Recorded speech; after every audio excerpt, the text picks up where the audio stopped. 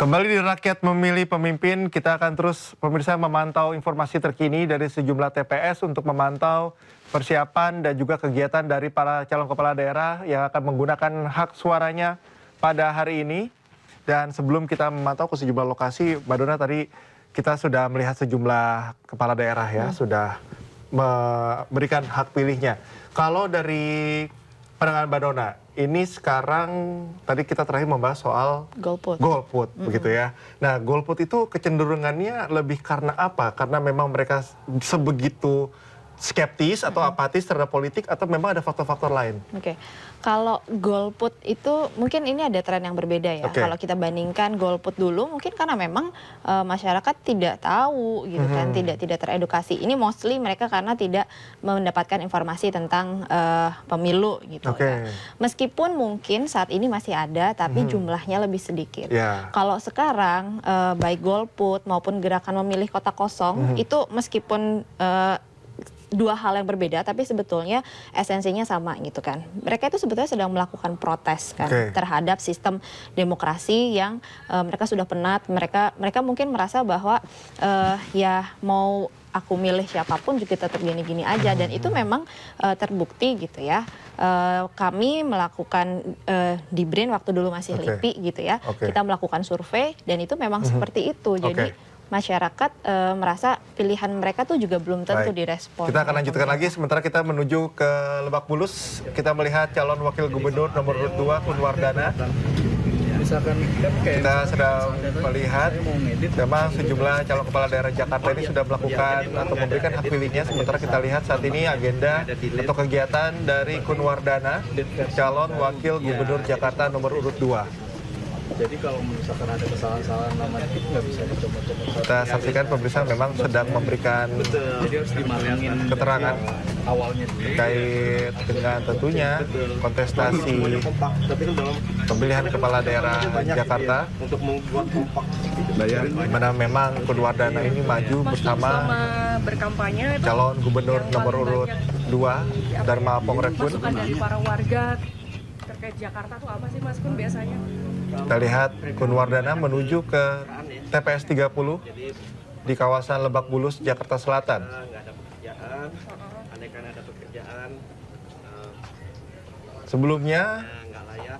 dua calon lainnya yakni Pramono Anung, Rano Karno, kemudian Ridwan Kamil, Suswono sudah Karena petang, jadi mereka berhasil kita pantau agendanya, di mana Pram dan Rano ini sudah memberikan hak pilihnya.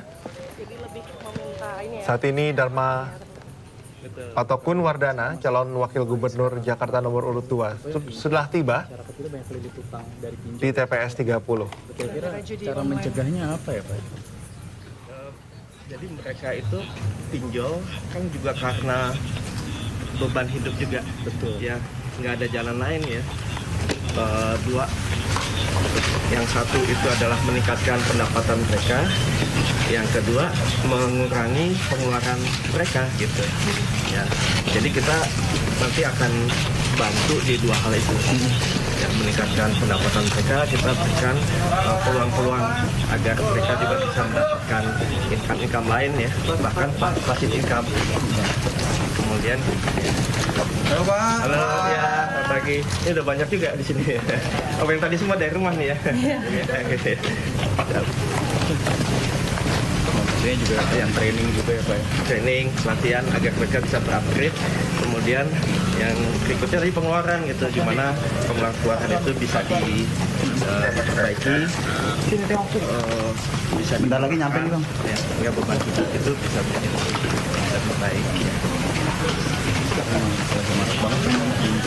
Iya ya, dan itu tadi karena pola hidup juga konsumtif, banyak iklan ya, sehingga mereka terbuai dengan iklan membeli hal yang belum diperlukan ya, tetapi ya karena tadi pengaruh-pengaruh tadi ya, betul.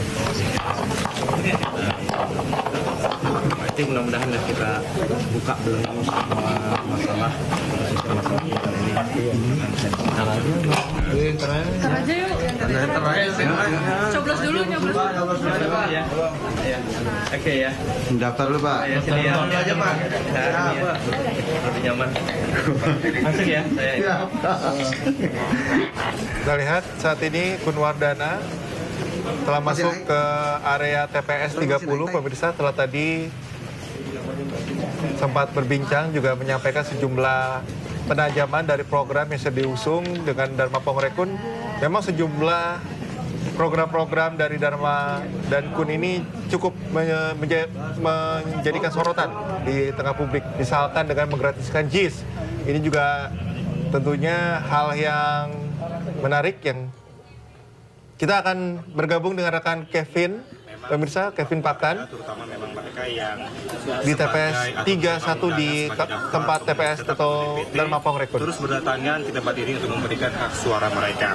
Dan juga Arlisa dan Pram, kami memang sampai dengan saat ini masih menunggu kedatangan dari Dharma Pongrekun karena memang berdasarkan jadwal atau informasi yang berhasil kami peroleh bahwa nantinya dari calon gubernur nomor urut 2 Dharma Pongrekun akan tiba di tempat ini pada pukul 10 tepat, yang mana kalau kami melihat jam pada saat ini sekitar 22 menit lagi begitu Dharma Pongrekun akan tiba di TPS ini. Dan juga ada yang menarik sebenarnya, Arlisa dan juga Pram, di tempat ini kami memantau bahwa dari sekian ratus DPT, tepatnya ada 592 daftar pemilih tetap di tempat ini, ada satu-satunya yang merupakan daftar pemilih tetap dari penyandang disabilitas yang ternyata bisa memilih di TPS ini.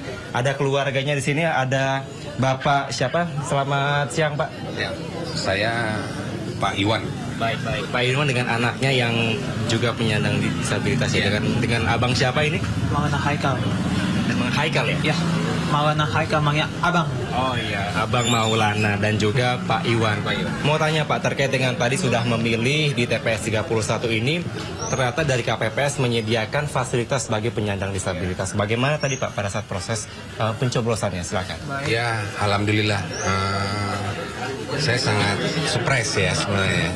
Artinya dengan ada alat peraga bantu buat kebutuhan anak saya, terutama disabilitas, berjalan dengan baik dan lancar ya, dan sangat membantu sekali. Ya, untuk tahun ini ya, tahun sebelum itu tidak ada ya.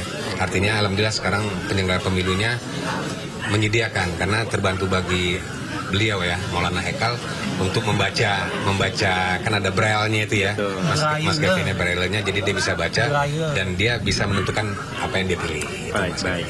Saya mau ke Abang Maulana tadi, bagaimana pada saat proses pencoblosan? Bisa dijelaskan Abang? Aman. Ada kesulitan nggak? Baik aman. Ada peraga yang disiarkan oleh panitia pemilihan umum aman, lancar, dan tertib. Dan pemilihan umum.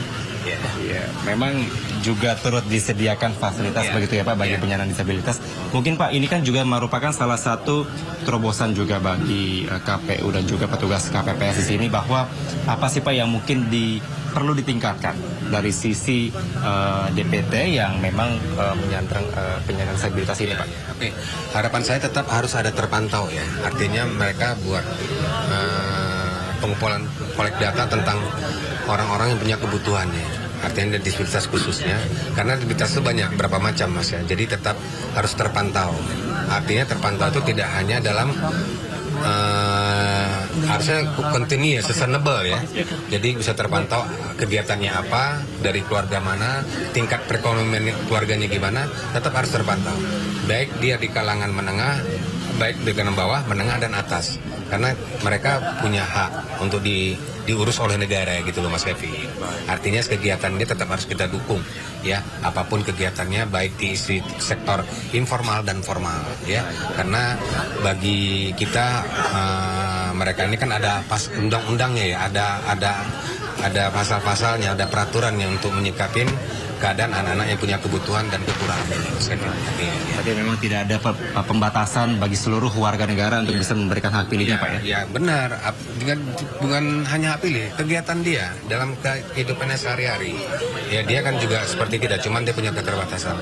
Makanya inilah saya dorong pemerintah, ya dalam kemarin talk show saya, ya harus buat badan atau lembaga atau selevel dirjen itu buat khusus di bawah langsung instruksi presiden malah Mas. Karena artinya memang ini harus tersendiri. Kalau nggak tersendiri, ini akan gini-gini aja Mas Kevin.